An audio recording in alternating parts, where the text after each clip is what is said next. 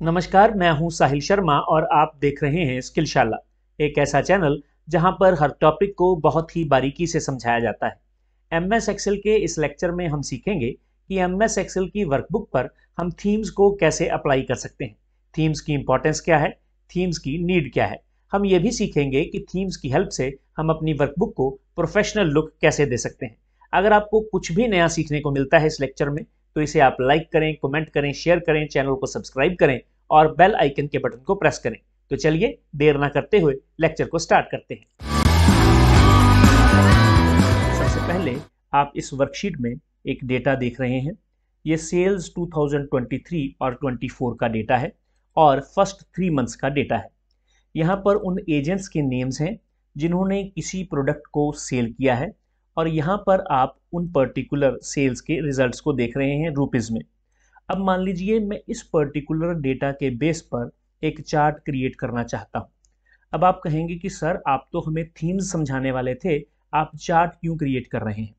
तो मैं आपको बता दूं कि इस लेक्चर में मैं चार्ट भी क्रिएट करूंगा, टेबल भी क्रिएट करूंगा, स्लाइसर भी क्रिएट करूंगा, पाइवेट टेबल भी क्रिएट करूंगा, शेप्स भी क्रिएट करूंगा, स्मार्ट आर्ट ग्राफिक भी क्रिएट करूंगा। ये सब मैं इसलिए क्रिएट करूंगा क्योंकि इनको क्रिएट करने के बाद मैं आपको कुछ ऐसी चीज़ें बताऊंगा जिसके बाद मुझे आपको ये बताने की ज़रूरत नहीं रहेगी कि थीम क्या होती है, थीम की इम्पोर्टेंस क्या है, थीम्स कैसे अप्लाई की जाती हैं। और ये बात भी आप जान लें कि ये लेक्चर चार्ट्स क्या हैं, क्यों क्रिएट किए जाते हैं, चार्ट्स का हमें क्या बेनिफिट है, चार्ट्स को कैसे एनालाइज किया जाता है, ये समझाने के लिए बिल्कुल भी नहीं है। ना ही ये पाइवेट टेबल क्या होते हैं, पाइवेट टेबल को कैसे एनालाइज किया जाता है, पाइवेट टेबल की क्या ज़रूरत होती है हमें, ये लेक्चर उसके लिए भी नहीं है। और ये लेक्चर सिर्फ और सिर्फ थीम्स को समझाने के लिए है। लेकिन थीम्स को समझाने के लिए मैं एक बार इन सब को यहाँ पर क्रिएट ज़रूर करूँगा। तो चलिए सबसे पहले हम यहाँ पर चार्ट क्रिएट कर लेते हैं। चार्ट को क्रिएट करने के लिए आपको यहाँ पर इंसर्ट पर क्लिक करना है। जैसे ही आप इंसर्ट पर क्लिक करेंगे तो इंसर्ट में आने वाले अलग अलग ग्रुप्स आपके सामने आ जाएंगे। यहाँ पर ये चार्ट्स ग्रुप है, इसमें आपको यहाँ पर क्लिक करना है और यहाँ से पाई चार्ट को इंसर्ट कर लेना है। जैसे ही आप पाई चार्ट को इंसर्ट करेंगे तो आप देखेंगे कि पाई चार्ट यहाँ पर आ गया है और ये जो 8 पर्टिकुलर एजेंट्स हैं इन्होंने जो भी सेल की है वो रिजल्ट आपको परसेंटेज की फॉर्म में यहाँ पर दिखाया गया है, यानी इन पाइज की फॉर्म में दिखाया गया है। ठीक है, जहाँ पर सेल सबसे ज़्यादा है उस पाई का साइज सबसे बड़ा है। लेकिन मुझे यहाँ पर ग्राफ को डिस्कस नहीं करना है, मुझे यहाँ पर सिर्फ थीम को डिस्कस करना है। अगर आप यहाँ पर इस पर्टिकुलर चार्ट को देखें तो ये चार्ट अलग अलग कलर से मिलकर बना है। लेकिन एमएस एक्सेल तो बहुत से कलर्स को सपोर्ट करता है, तो यहाँ पर सिर्फ इन्हीं कलर्स को क्यों चूज किया गया है? यहाँ पर ब्लू कलर है, ये ऑरेंज कलर है, ये ग्रे कलर है, ये गोल्ड कलर है, ये लाइट ब्लू है, ये ग्रीन है, ये डार्क ब्लू है, ये ब्राउन है। और यहाँ पर सिर्फ इन्हीं कलर्स को क्यों लिया गया है? अगर मैं इसको सिलेक्ट कर लूँ तो यहाँ पर हमारे पास डिज़ाइन नाम की और फॉर्मेट नाम की ये 2 टैब्स आती हैं। अगर हम यहाँ पर डिज़ाइन टैब में जाएं और यहाँ पर क्लिक करें तो यहाँ पर हमें इनके अलग अलग डिज़ाइंस देखने को मिलेंगे। लेकिन अगर आप यहाँ पर नोट करें तो एक बात नोट करने वाली ये है कि इन सब के कलर्स अब भी सेम ही हैं। हाँ, थोड़ा बहुत वेरिएशन ज़रूर हो सकता है। जहाँ पर डार्क ब्लू था वहाँ पर लाइट ब्लू हो सकता है, जहाँ पर डार्क ब्राउन था वहाँ पर लाइट ब्राउन हो सकता है, जहाँ पर डार्क ग्रीन था वहाँ पर लाइट ग्रीन हो सकता है। लेकिन ये कलर्स बिल्कुल सेम हैं अब भी। अब क्वेश्चन ये है कि यहाँ पर इन्हीं कलर्स को क्यों दिया गया है? अगर हम इन पर्टिकुलर कलर्स को चेंज करना चाहें, यहाँ पर क्लिक करें तो यहाँ पर भी देखिए कलर सेम ही हैं लगभग। ये देखिए ये ब्लू है, ये भी ब्लू है। यहाँ पर सेकंड कलर जो है ये ग्रे कलर है।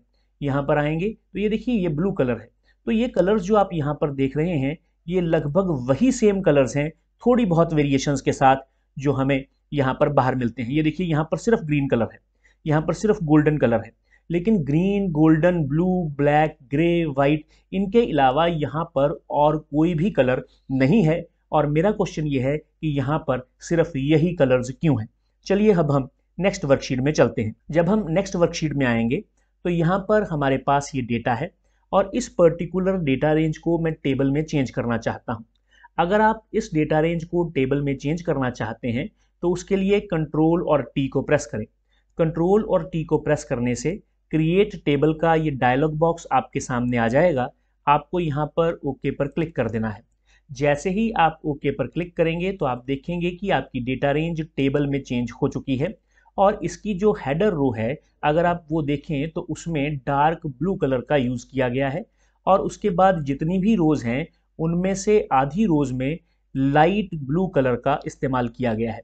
अब मेरा क्वेश्चन ये है कि जब हम टेबल क्रिएट करते हैं तो हमेशा ही जो इसका डिफ़ॉल्ट कलर है वो ब्लू क्यों रहता है? अगर मैं यहाँ पर टेबल में कहीं भी क्लिक करूँ तो हमें यहाँ पर एक डिज़ाइन टैब मिलती है।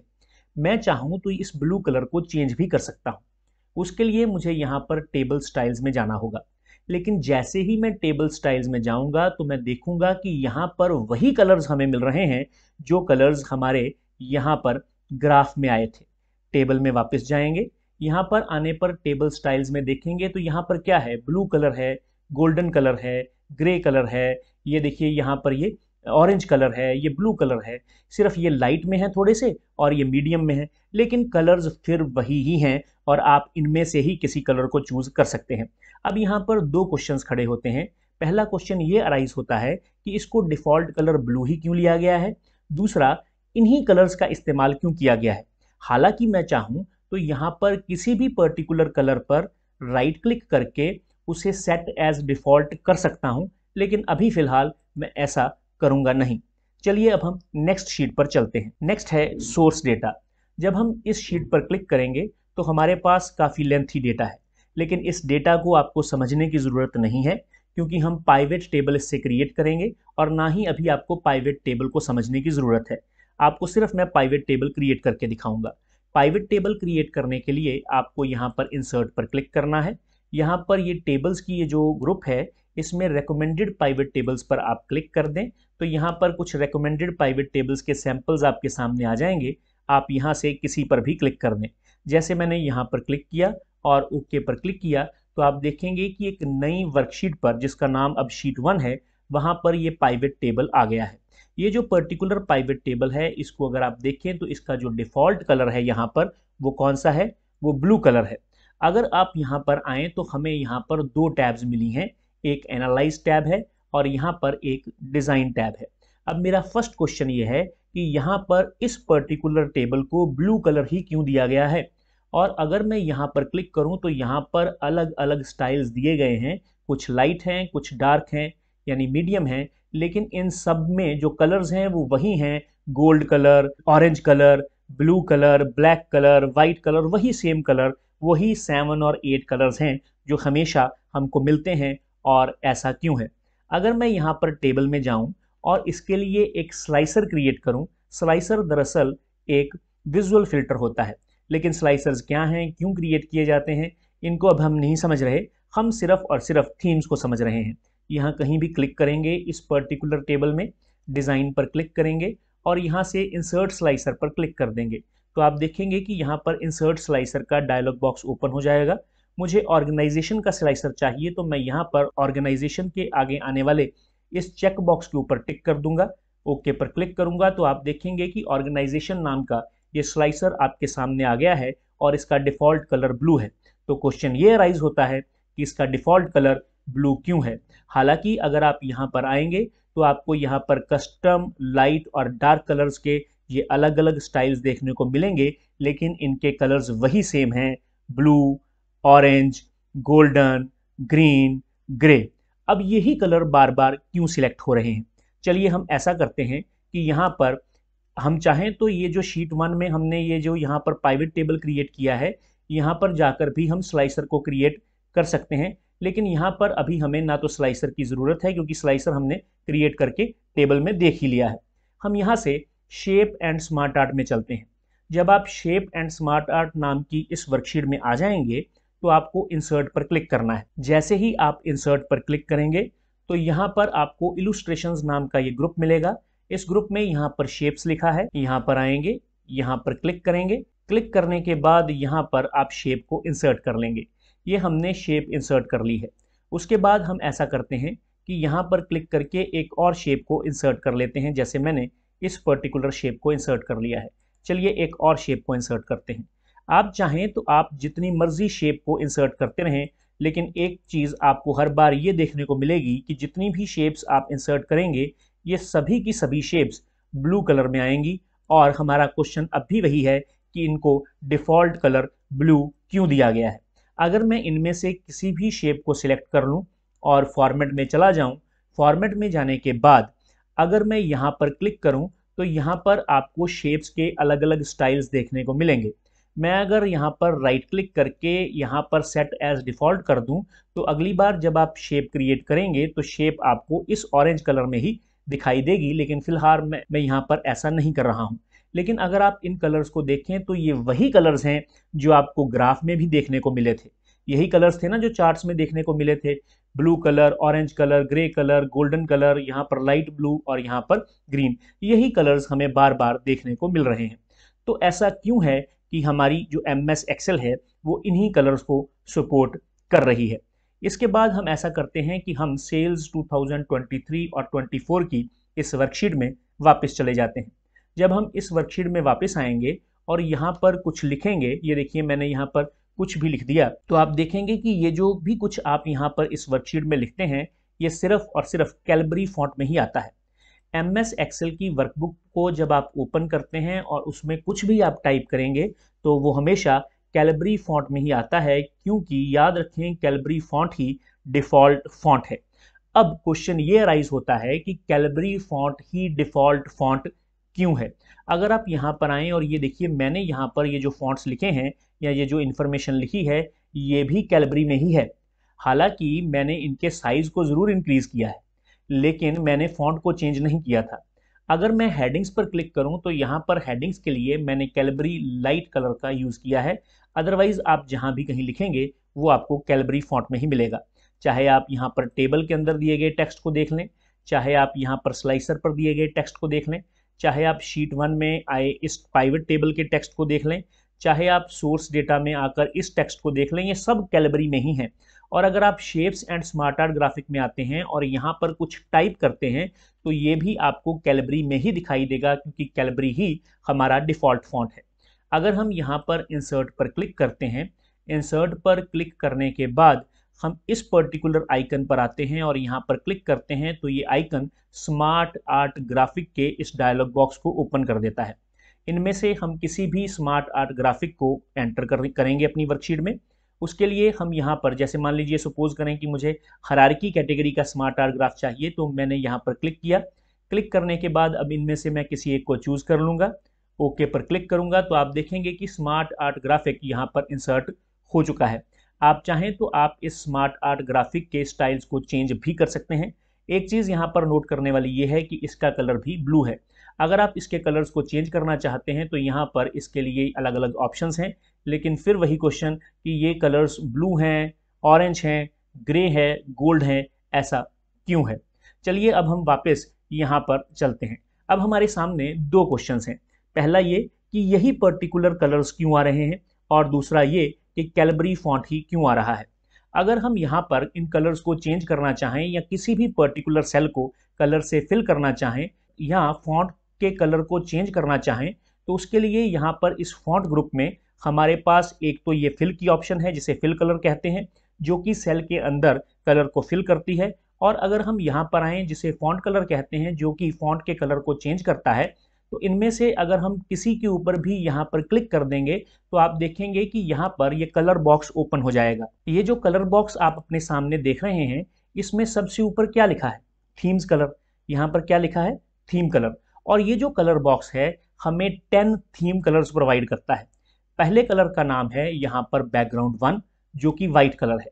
यहाँ पर आएंगे ये है टेक्स्ट 1, यहाँ पर आएंगे ये है बैकग्राउंड 2, यहाँ पर आएंगे ये है टेक्स्ट 2, यहाँ पर आएंगे ये जो कलर है ये एसेंट 1 कलर है और ब्लू कलर है। यहाँ पर आएंगे ये एसेंट 2 कलर है और ऑरेंज कलर है। यहाँ पर आएंगे ये एसेंट 3 कलर है और ग्रे कलर है। यहाँ पर आएंगे ये एसेंट 4 कलर है और गोल्ड कलर है। यहाँ पर आएंगे ये जो कलर है ये एसेंट 5 कलर है और ब्लू कलर है। यहाँ पर आएंगे ये एसेंट 6 कलर है और ग्रीन कलर है। यहाँ पर इनको अगर आप काउंट करेंगे तो ये सिर्फ 10 कलर्स, थीम कलर्स ही आपको दिखाए गए हैं। और ये जो वाइट कलर है इसके नीचे ये जो कलर्स हैं ये इसी वाइट कलर की अलग अलग वेरिएशंस हैं। इसी तरह से इस ब्लैक कलर की वेरिएशंस हैं, इस ग्रे कलर की वेरिएशंस यहाँ नीचे दिखाई गई हैं, इस ब्लू कलर की वेरिएशंस नीचे दिखाई गई हैं। ये जो पर्टिकुलर कलर है ये ब्लू कलर है और एसेंट 1 कलर है। अगर हम इसकी वेरिएशंस में आएँ, यहाँ पर आएँ, तो ये भी ब्लू कलर है, एसेंट 1 कलर ही है, लेकिन ये 80% लाइटर है। अगर हम यहाँ पर आएंगे तो ये ब्लू कलर है, एसेंट 1 कलर है, लेकिन ये 60% लाइटर है। अगर हम यहाँ पर आएंगे, ये ब्लू कलर है, एसेंट 1 कलर है और ये 40% लाइटर है। तो हमें ये जो कलर बॉक्स है क्या प्रोवाइड कर रहा है? अलग अलग थीम कलर्स प्रोवाइड कर रहा है। ये जो पर्टिकुलर थीम कलर्स हैं इनकी काउंटिंग 10 है, लेकिन ये जो थीम कलर्स आप यहाँ पर 10 थीम कलर्स देख रहे हैं, दरअसल ये 10 नहीं होते, ये 12 होते हैं। लेकिन आप कहेंगे कि यहाँ पर तो 10 ही दिखाई दे रहे हैं। जी हाँ, यहाँ पर 10 दिखाई दे रहे हैं, 2 यहाँ पर दिखाए नहीं जाते, और वो जो कलर्स हैं उनमें से एक कलर का इस्तेमाल होता है हाइपरलिंक के लिए और दूसरे कलर का इस्तेमाल होता है फॉलोड हाइपरलिंक के लिए। अगर मैं यहाँ पर www.google.com लिखूं, ये मैंने यहाँ पर google.com लिख दिया है। लिखने के बाद अगर मैं एंटर को प्रेस करूं तो आप देखेंगे कि ये लिंक में चेंज हो गया है और इस पर्टिकुलर लिंक का जो कलर है वो यहाँ पर ये लाइट ब्लू कलर दिखाया गया है। तो ये भी एक थीम कलर ही है। और अगर मैं इसके ऊपर क्लिक कर दूं, ये देखिए मैंने इसके ऊपर क्लिक कर दिया, यानी इस पर्टिकुलर लिंक को मैंने फॉलो किया, तो ये google.com की वेबसाइट को ओपन कर देगा। लेकिन अभी हमें इस वेबसाइट को ओपन नहीं करना है, इसलिए मैं इस वेबसाइट को यहाँ से क्लोज कर देता हूँ। यहाँ से क्लोज करने के बाद हम यहाँ पर वापस आएंगे और आप यहाँ पर देखें कि जो यहाँ पर ब्लू कलर दिखाई दे रहा था अब यहाँ पर पर्पल कलर दिखाई दे रहा है। तो इस तरह से ये 10 थीम कलर्स ना होकर हमारे पास 12 थीम कलर्स हैं। अगर आप यहाँ पर क्लिक करें तो यहाँ पर आपको कुछ स्टैंडर्ड कलर्स भी दिखाई देंगे, लेकिन अगर आप इस पर्टिकुलर ग्राफ को नोट करें, इस चार्ट को नोट करें और इन थीम कलर्स को देखें, तो आप पाएंगे कि ये जो पर्टिकुलर कलर्स आपको यहाँ पर चार्ट में दिखाई दे रहे हैं, दरअसल ये यही थीम कलर्स हैं। यहाँ पर अगर आप आएंगे तो ये ब्लू कलर है और ये blue colour accent 1 blue colour यहाँ पर रहा, और ये जो पर्टिकुलर कलर है ये ऑरेंज कलर है और ये एसेंट 2 कलर है। यहाँ पर अगर आप देखेंगे तो ये ग्रे कलर है और ये ग्रे कलर यहाँ से लिया गया है। यहाँ पर अगर आप आएंगे तो ये गोल्ड कलर है और ये गोल्ड कलर यहाँ से लिया गया है। यहाँ पर अगर आप आएंगे तो ये ब्लू कलर है और ये ब्लू कलर यहाँ से लिया गया है। यहाँ पर अगर आप आएंगे तो ये जो पर्टिकुलर कलर ग्रीन कलर है ये यहाँ से लिया गया है। उसके बाद ये जो पर्टिकुलर कलर है ये उस हाइपरलिंक का कलर है और ये फॉलोड हाइपरलिंक का कलर है। अब यहाँ पर तो रिकॉर्ड ही 8 थे, मान लीजिए ज़्यादा रिकॉर्ड्स हों तो फिर ये कौन से कलर पकड़ेगा? फिर ये इन्हीं थीम कलर्स के वेरिएशंस को पकड़ लेगा, लेकर इसको थीम कलर्स ही आने हैं। तो इसका मतलब ये है कि ये जो कलर्स यहाँ पर यूज़ हो रहे हैं ये थीम कलर्स यूज़ हो रहे हैं। अब हमारे सेकंड क्वेश्चन का आंसर क्या है? हमारा सेकंड क्वेश्चन ये था कि टेबल के लिए, स्लाइसर के लिए, पाइवेट टेबल के लिए, इन शेप्स के लिए, स्मार्ट आर्ट ग्राफिक के लिए ब्लू कलर का ही इस्तेमाल क्यों हो रहा है? तो उसका कारण ये है कि यहाँ पर ये ब्लू कलर का इस्तेमाल नहीं हो रहा है, ये एसेंट 1 कलर का इस्तेमाल हो रहा है। अब क्योंकि एसेंट 1 कलर ब्लू कलर है इसलिए यहाँ पर ब्लू आ जाता है। अगर मान लीजिए एसेंट 1 कलर ब्लू कलर ना होकर डार्क रेड कलर होता तो यहाँ पर डार्क रेड कलर हो जाता। तो यहाँ पर अगर आप आएंगे, यहाँ पर क्लिक करेंगे तो ये देखिए यहाँ पर ये जो कलर है ये एसेंट 1 कलर है और एसेंट 1 कलर इस समय क्योंकि ब्लू कलर है इसलिए ब्लू कलर आता है। अगर हम यहाँ पर आ जाएं टेबल में तो ये देखिए यहाँ पर ये जो ब्लू कलर है दरअसल ये इसलिए है क्योंकि एसेंट 1 कलर ब्लू है। यहाँ पर शीट 1 में आएंगे तो ये एसेंट 1 के कारण ब्लू है। यहाँ पर अगर आप आएंगे तो ये एसेंट 1 के कारण ही ब्लू कलर दिखाई दे रहा है। अब हम यहाँ पर सेल्स 2023-24 की इस वर्कशीट में वापस आते हैं। अब हम अपने दूसरे क्वेश्चन का आंसर ढूंढते हैं, तीसरे क्वेश्चन का। हमारा तीसरा क्वेश्चन ये था कि क्या कारण है कि जब भी हम MS एक्सेल की वर्कशीट में कुछ लिखते हैं तो वो हमेशा कैलिबरी फॉन्ट में ही आता है। तो उसका कारण ये है कि कैलिबरी फॉन्ट दरअसल थीम फॉन्ट्स हैं। अगर आप यहाँ पर क्लिक करेंगे तो क्लिक करने के बाद ये आपके सामने ओपन हो जाएंगे अलग अलग फॉन्ट्स। यहाँ पर ये जो फॉन्ट्स देख रहे हैं, दो फॉन्ट्स, एक पर्टिकुलर कैरेक्टर सेट या एक फॉन्ट सेट दो तरह के फॉन्ट से मिलकर बनता है। एक है ऐसा फॉन्ट जो बॉडी के लिए यूज होगा, एक है ऐसा फॉन्ट जो हेडिंग्स के लिए यूज होगा। और इस समय MS एक्सेल की जो वर्कबुक है या वर्कशीट है वो बॉडी के लिए कैलिबरी और हेडिंग्स के लिए कैलिबरी लाइट फॉन्ट का इस्तेमाल कर रही है। इसका मतलब ये है कि MS एक्सेल की ये वर्कबुक फॉन्ट कलर्स का यूज कर रही है, साथ ही साथ थीम फॉन्ट्स का इस्तेमाल कर रही है। लेकिन यहाँ पर क्वेश्चन ये अराइज होता है कि मैंने तो इस पर्टिकुलर वर्कबुक पर कोई भी थीम अप्लाई ही नहीं की है। तो अगर मैंने कोई थीम अप्लाई ही नहीं की है तो थीम कलर्स कहाँ से आ गए और थीम फॉन्ट्स कहाँ से आ गए।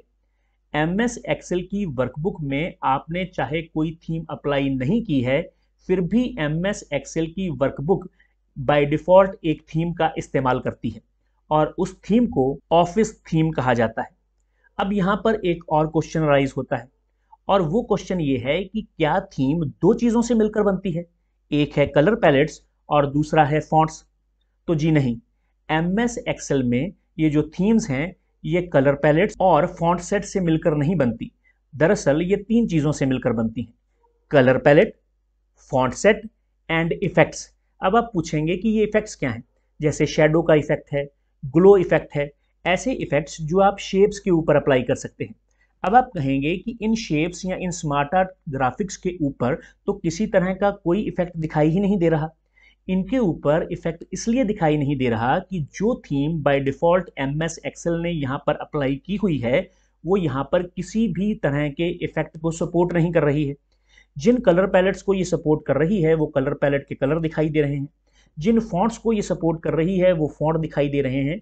लेकिन क्योंकि ये किसी तरह के शेडो इफेक्ट को या ग्लो इफेक्ट को या बहुत से इफेक्ट होते हैं, किसी भी इफेक्ट को सपोर्ट नहीं कर रही है, तो इसलिए यहाँ पर वो इफेक्ट नहीं दिखाया गया है। अब नेक्स्ट क्वेश्चन ये है कि ये जो पर्टिकुलर थीम्स हैं दरअसल ये थीम्स होती क्या हैं और इन्हें अप्लाई क्यों किया जाता है।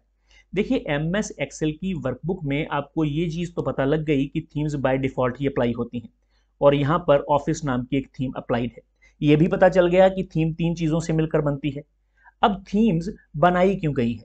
थीम बनाई गई हैं या अप्लाई हुई हैं इसलिए अप्लाई की जाती हैं ताकि आपकी वर्कबुक को एक प्रोफेशनल लुक दी जा सके। मान लीजिए मैंने यहाँ पर कुछ लिखा, ये किसी और फॉन्ट में आ रहा है, मैंने यहाँ पर कुछ लिखा, ये किसी और फॉन्ट में आ रहा है, यानी आपकी पूरी की पूरी वर्कबुक में सेम ही कैरेक्टर सेट का या सेम ही फॉन्ट सेट का इस्तेमाल किया जाएगा। आपकी पूरी की पूरी वर्कबुक में सेम ही कलर सेट का या कलर पैलेट का इस्तेमाल किया जाएगा। आपकी पूरी की पूरी वर्कबुक में सेम ही शेप इफेक्ट्स का इस्तेमाल किया जाएगा, जिससे आपकी वर्कबुक जो है एक तो अट्रैक्टिव दिखेगी और इसकी विजुअल अपील इंक्रीज होगी, साथ ही साथ इसकी लुक प्रोफेशनल हो जाएगी। अब क्वेश्चन ये अराइज होता है कि अगर थीम्स इतनी ही बढ़िया हैं तो क्या एमएस एक्सेल हमें कोई इनबिल्ट थीम्स प्रोवाइड करता है। तो जी हाँ, बिल्कुल करता है। अगर आप एमएस एक्सेल की इस वर्कशीट में इस थीम को चेंज करना चाहते हैं, यानी ये जो पर्टिकुलर थीम है ये आपकी रिक्वायरमेंट को फुलफिल नहीं कर रही है, तो आप चाहें तो आप इस थीम को चेंज भी कर सकते हैं। उसके लिए आपको यहाँ पर पेज लेआउट ग्रुप में आना है। जब आप पेज लेआउट ग्रुप में आएंगे तो यहाँ पर पेज लेआउट टैब में आना है। जब आप पेज लेआउट टैब में आएंगे तो यहाँ पर आपको थीम्स ग्रुप मिलता है। इस थीम्स ग्रुप में आपको 30 इनबिल्ट थीम्स मिलेंगी। अगर आप यहाँ पर क्लिक कर देंगे तो आपके सामने थीम्स की एक गैलरी आ जाएगी और ये पर्टिकुलर गैलरी आपको 30 इनबिल्ट थीम्स प्रोवाइड करती है और हर एक का फॉन्ट सेट अलग है, हर एक का कलर पैलेट अलग है और हर एक के इफेक्ट्स अलग हैं। अगर मैं यहाँ पर माउस के कर्सर को लेकर आऊँ तो ये देखिए, आप देख पा रहे होंगे कि आपके फॉन्ट्स भी चेंज होते जा रहे हैं और जो जो चार्ट के अंदर कलर्स हैं ये भी चेंज होते जा रहे हैं। तो यहाँ पर हर एक पर्टिकुलर थीम का एक प्रॉपर नाम है और आप उस पर्टिकुलर थीम को सिलेक्ट करके इसके ऊपर क्लिक करके अप्लाई पर क्लिक कर सकते हैं। मान लीजिए मुझे ये मेन इवेंट नाम की थीम चाहिए, तो मैं यहाँ पर क्लिक कर दूंगा। जैसे ही मैं यहाँ पर क्लिक करूंगा तो आप देखेंगे कि यहाँ पर ये थीम अप्लाई हो चुकी है। अब ये जो थीम यहाँ पर अप्लाई हुई है इसने क्या किया है, इसने फॉन्ट सेट को चेंज कर दिया, इसने कलर पैलेट को चेंज कर दिया, यानी थीम कलर्स को चेंज कर दिया। इसके अलावा इसने यहाँ पर एक और चेंज किया है और वो ये है कि अगर आप इन पर्टिकुलर कॉलम्स के नेम्स देखें, ये देखिए H लिखा है, ये I लिखा है, ये जो HIJ यहाँ पर लिखा हुआ है दरअसल ये पहले ऐसे थोड़ी लिखा था। अब ये भी उसी पर्टिकुलर फॉन्ट में लिखा जा चुका है जिस फॉन्ट में यहाँ पर वर्कशीट में हमारा टेक्स्ट लिखा है। अगर हम यहाँ पर आ जाएं और इन पर्टिकुलर रो नंबर्स को देखें तो ये जो रो नंबर्स आप यहाँ पर देख रहे हैं ये भी उसी फॉन्ट में हैं जिस फॉन्ट का इस्तेमाल इस वर्कशीट में किया जा रहा है। तो यहाँ पर क्वेश्चन ये अराइज होता है, क्या पहले यहाँ पर ये जो ABCD लिखा था और ये जो यहाँ पर 1 2 3 4 लिखा था, क्या वो कैलबरी फॉन्ट में लिखा गया था तो जी हाँ, बिल्कुल वो कैलबरी फॉन्ट में ही लिखा गया था। अब यहाँ पर ये जो पर्टिकुलर थीम अप्लाई की गई है, ये किस फॉन्ट सेट को सपोर्ट कर रही है, अगर आप ये देखना चाहते हैं तो उसके लिए आपको यहाँ पर होम टैब पर क्लिक करना है। होम टैब में आने के बाद आप यहाँ पर क्लिक करेंगे तो ये इम्पैक्ट फॉन्ट को सपोर्ट करती है। ये हेडिंग्स के लिए भी इम्पैक्ट फॉन्ट का इस्तेमाल कर रही है और ये बॉडी के लिए भी इम्पैक्ट फॉन्ट का ही इस्तेमाल कर रही है। अब हम थोड़ा सा इसको स्क्रॉल करके इधर आते हैं और हम थीम कलर्स को देखते हैं। अगर आप यहाँ पर क्लिक करेंगे तो आप देखेंगे कि यहाँ पर सभी के सभी थीम कलर्स चेंज हो चुके हैं। अब यहाँ पर अगर आप आएंगे और ये जो एसेंट 1 कलर है ये डार्क रेड हो गया है। अब यहाँ पर ये जो पर्टिकुलर कलर है एसेंट 2 ये ब्राउन है। यहाँ पर आएंगे तो यहाँ पर एसेंट 3 कलर जो है वो ग्रीन है। यहाँ पर आएंगे ये जो एसेंट 4 कलर है ये टील है। यहाँ पर आएंगे तो एसेंट 5 कलर पर्पल है। यहाँ पर आएंगे तो एसेंट 6 कलर यहाँ पर ग्रे है। अब मैंने आपको बताया था कि आपका टेबल, आपका स्लाइसर, आपका पाइवेट टेबल, आपकी शेप, आपके स्मार्ट आर्ट्स ब्लू कलर का इस्तेमाल नहीं करते हैं, वो एसेंट 1 कलर का इस्तेमाल करते हैं। अब यहाँ पर इस पर्टिकुलर थीम के लिए जो एसेंट 1 कलर है वो डार्क रेड है, तो इसका मतलब ये है कि टेबल का कलर, पाइवेट टेबल का कलर और शेप्स का कलर डार्क रेड या उसके वेरिएंट्स में चेंज हो जाना चाहिए। तो चलिए अब हम चेक कर लेते हैं। यहाँ पर क्लिक करेंगे तो आप देखेंगे कि यहाँ पर टेबल का कलर चेंज हो चुका है और ये डार्क रेड में इसलिए चेंज हुआ है क्योंकि डार्क रेड ही एसेंट 1 कलर है इस पर्टिकुलर थीम के लिए। यहाँ पर आएंगे तो यहाँ पर भी रेड का ही वेरिएंट यूज हो रहा है। यहाँ पर आएंगे तो यहाँ पर तो सिर्फ फॉन्ट था और फॉन्ट यहाँ पर बदल चुका है। यहाँ पर आएंगे तो यहाँ पर ये जो पर्टिकुलर शेप्स हैं यहाँ पर अगर आप देखें तो इनका कलर भी डार्क रेड हो चुका है। लेकिन यहाँ पर एक क्वेश्चन ये अराइज होता है कि ये पर्टिकुलर थीम भी किसी इफेक्ट को, किसी भी तरह के शेप इफेक्ट को सपोर्ट नहीं कर रही है। तो इसके लिए आप खुद से भी इफेक्ट्स को चेंज कर सकते हैं। जैसे अगर मान लीजिए मैं इसको सिलेक्ट करूं, फॉर्मेट में जाऊं और यहाँ पर क्लिक करता हूं। यहाँ पर क्लिक करने के बाद मैं ये स्टाइल, ये थीम स्टाइल ले लेता हूं। इससे क्या है कि इसकी जो आउटलाइन है वो डार्क रेड में हो गई है। इसको सिलेक्ट करते हैं, यहाँ पर क्लिक करते हैं, ये भी थीम स्टाइल्स ही हैं सारे, और इसमें से इस पर्टिकुलर थीम स्टाइल को सिलेक्ट कर लेते हैं। यहाँ पर आते हैं, इसको एज इट इज ही रहने देते हैं। अब हमारे पास ये 3 डायग्राम्स हैं या 3 शेप्स हैं और साथ ही साथ ये स्मार्ट आर्ट ग्राफिक है। अब आप खुद से भी स्टाइल अप्लाई कर सकते हैं। उसके लिए आप पेज लेआउट टैब में जाएं, यहाँ पर क्लिक करें। ये ऑफिस बाय डिफ़ॉल्ट है। उसके बाद ये देखिए यहाँ पर आपको चेंज साफ दिखाई दे रहे होंगे। आप यहाँ पर स्मार्ट आर्ट ग्राफिक को भी देखें और इन तीनों शेप्स को भी ध्यान से देखें। ये देखिए यहाँ पर आएँ, ये देखिए, ये देखिए यहाँ पर ये बैंडेड है, ये फ्रॉस्टेड है, फ्रॉस्टेड बोलते हैं इसको, ये ग्रंज है, ग्रंज टेक्सचर देखें, इसने बीच वाली को तो बिल्कुल चेंज कर दिया। ये ग्लो एज है, ग्लो एज में देखिए स्मार्ट आर्ट ग्राफिक कितना बढ़िया हो गया। यहाँ पर आएंगे ये स्मोकी है, यहाँ पर आएंगे तो ये टॉप शेडो है, ये इनसेट है, ये मिल्क ग्लास है, यहाँ पर आएंगे ये रेबलेट है, ये रिफ्लेक्शन है, यहाँ पर आएंगे ये एक्सट्रीम है और यहाँ पर ग्लॉसी तो बहुत ही बढ़िया है। ये देखिए आउटलाइन कितनी बढ़िया होगी और यहाँ पर इसकी आउटलाइन कितनी बढ़िया होगी। तो इस तरह से आप खुद से भी इसे ले सकते हैं। अब हम वापस यहाँ पर सेल्स 2023 और 24 में वापस चलते हैं। अब मैं आपको थीम्स की एक ड्रॉबैक के बारे में भी बताऊंगा। सबसे पहले आप यहाँ पर आएँ और ऑफिस थीम को ही सिलेक्ट कर लें। ऑफिस थीम को सिलेक्ट करने के बाद मैंने इस पर्टिकुलर जो हेडिंग है मेरी, इसको सिलेक्ट कर लिया। होम में जाता हूं और यहाँ से मैं इसको किसी न किसी स्टैंडर्ड कलर से चेंज कर देता हूं। जैसे मैंने इसको इस स्टैंडर्ड कलर से चेंज कर दिया है। उसके बाद मैं इन सबको सिलेक्ट करता हूं। सिलेक्ट करने के बाद यहाँ से मैं कैलबरी को चेंज करके टाइम्स न्यू रोमन, आप कोई भी ले सकते हैं, मैंने टाइम्स न्यू रोमन को ले लिया, किसी ऐसे फॉन्ट को ले लिया जो अभी थीम फॉन्ट नहीं है। एंटर को प्रेस करूंगा तो ये मैंने इसको चेंज कर दिया। अब हम ऐसा करते हैं कि थीम को चेंज करते हैं। आप सबसे पहले पेज लेआउट में आएंगे। पेज लेआउट में आने के बाद यहाँ पर क्लिक करेंगे और यहाँ से अलग अलग थीम्स को चूज करके देखेंगे। तो आप देख पाएंगे कि ग्राफ में तो कलर चेंज हो रहे हैं, लेकिन ये जो पर्टिकुलर कलर है, ये जो पर्टिकुलर कलर है येलो कलर, ये चेंज नहीं हो रहा है। यहाँ पर आएंगे, ये देखिए जिसको मर्जी आप अप्लाई कर लें, लेकिन येलो कलर चेंज नहीं हो रहा है। हाँ, येलो कलर के ऊपर ये जो फॉन्ट लिखा है सेल्स 2023-24, ये जरूर चेंज हो रहा है, लेकिन yellow colour as it is ही है। उसका कारण ये है कि चेंज वही कलर होगा जो थीम कलर है, जो थीम कलर नहीं है वो चेंज नहीं होगा।